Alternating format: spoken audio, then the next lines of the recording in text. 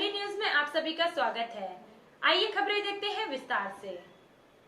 विधानसभा चुनाव 2022 जहां इतिहास रचने वाला चुनाव साबित हुआ, वहीं इस बार मुख्यमंत्री योगी आदित्यनाथ का बुलडोजर लोगों के में एक अलग ही क्रेज में छाया हुआ है।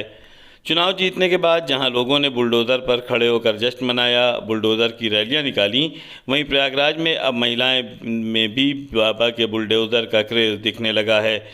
प्रयागराज में अपने हाथों पर मेहंदी में महिलाएं बुलडोजर बनवा रही हैं। मेहंदी में अक्सर फूल पत्तियां या प्राकृतिक डिज़ाइन ही बनवाए जाते हैं, लेकिन दोबारा सरकार बनने के बाद अब बुलडोज़र भी मेहंदी की डिज़ाइन में शामिल हो गया है। ये देखिए आप भी प्रयागराज में कैसे एक महिला अपने हाथों पर मेहंदी से बुलडोज़र की आकृति बनवा रही है। मेहंदी लगवाने वाली महिला का कहना है कि 10 मार्च को हम लोगों ने भगवा होली खेली और अब फागुन की होली आ गई है और आजकल बुलडोज़र ट्रेंडिंग में है, इसलिए मेहंदी में बुलडोज़र का निशान बनवा रही है। उन्होंने भाजपा के नारे को भी दोहराया, घर घर भगवा छाएगा, राम राज फिर आएगा। मुख्यमंत्री योगी आदित्यनाथ के बुलडोज़र का क्रेज़ अब लोगों के सिर चढ़कर बोलने लगा है। देख रहे हैं बुलडोज़र नहीं समझ आ रहा है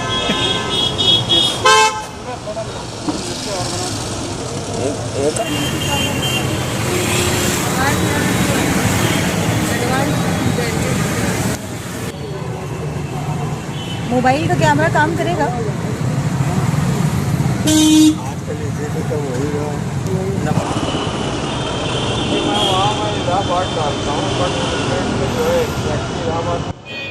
हमारा देश विविधता में एकता का देश है और ख़ास हमारे यहाँ हर रोज़ ख़ास है।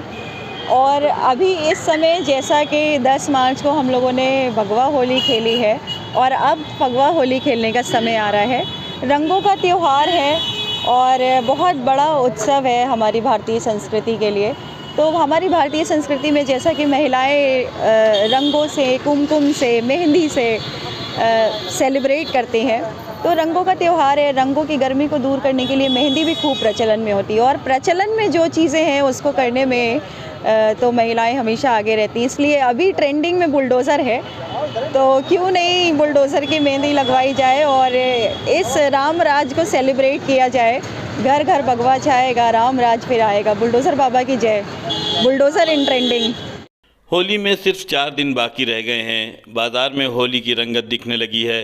घरों में भी होली की तैयारियां शुरू हो गई हैं। ऐसे में होली के लिए लजीज पकवान के लिए ख़रीदारी हो रही है। बाज़ार में चिप्स, पापड़, कचरी के कई ब्रांड नज़र आ रहे हैं। इस बार बाज़ार में रंग वाले पापड़ नहीं मिल रहे हैं। होली का त्यौहार बिना लजीज व्यंजन के पूरा नहीं होता। ऐसे में होली पर पापड़, चिप्स, कचरी का नाम आते ही मानो मुंह में पानी आ जाता है। इसके बिना होली का मेन्यू मानो अधूरा रह जाता है। इसे ध्यान में रखते हुए इस बार बाज़ार में तरह तरह के चिप्स, पापड़ उपलब्ध हैं। शहर के प्रमुख बाज़ारों में चिप्स, पापड़ खरीदने वालों की भीड़ दिख रही है और सबसे ख़ास बात यह है कि इस बार भगवा पापड़ की मांग ज़्यादा है। 230 चाहिए। इसको पावर और बताइए इसको पावर ये 20 रुपये।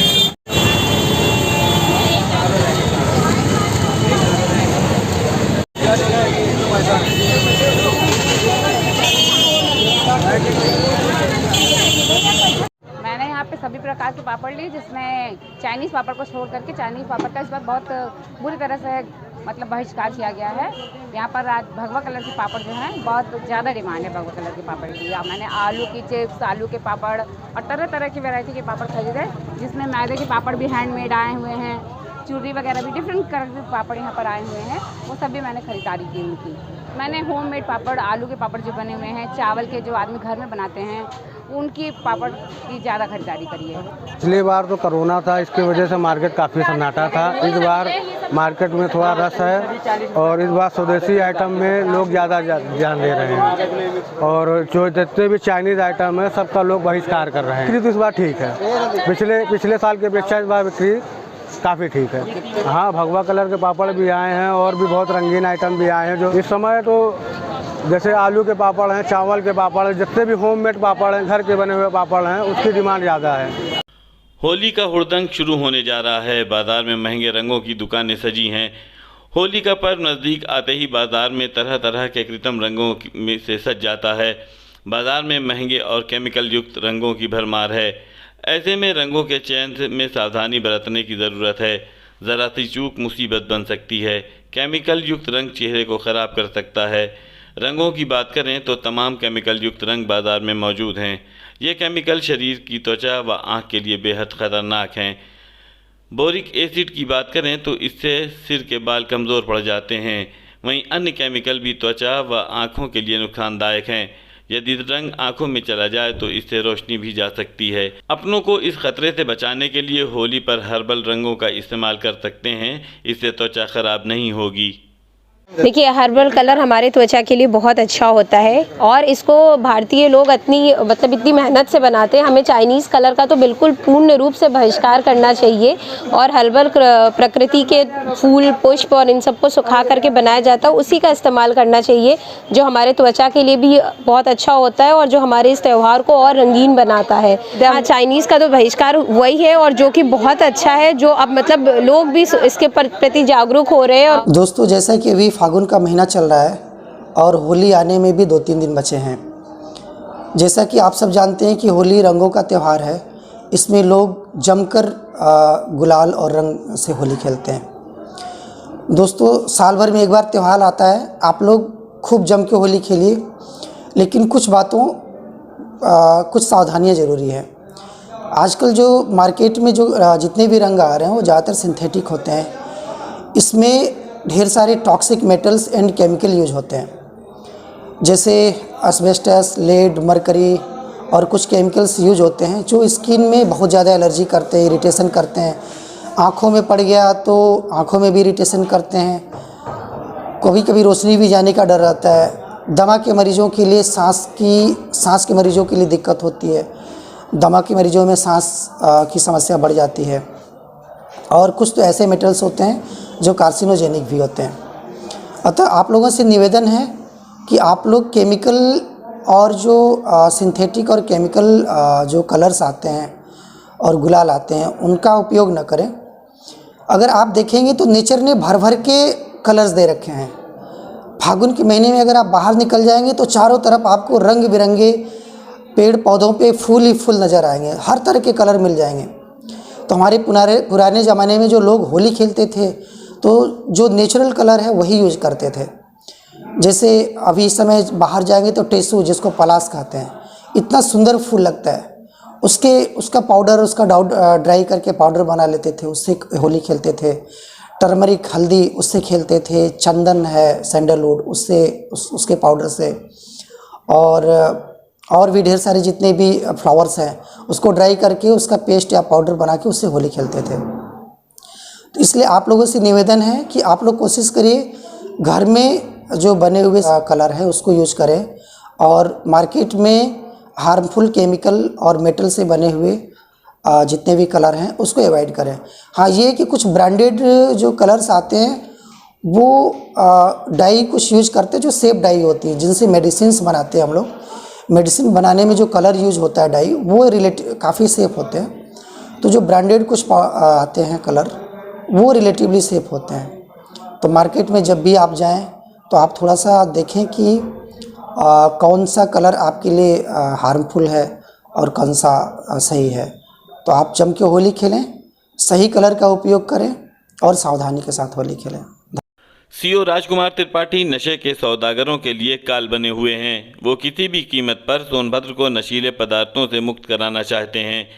इसके लिए सीओ साहब की गाड़ी दिन भर हाईवे पर गश्त करती रहती है, जो नशे के सौदागरों पर पूरी तरह अंकुश लगाने का भरकस प्रयास कर रहे हैं। उनका साथ दे रहे हैं एसओजी प्रभारी इंस्पेक्टर साजिद सिद्दीकी।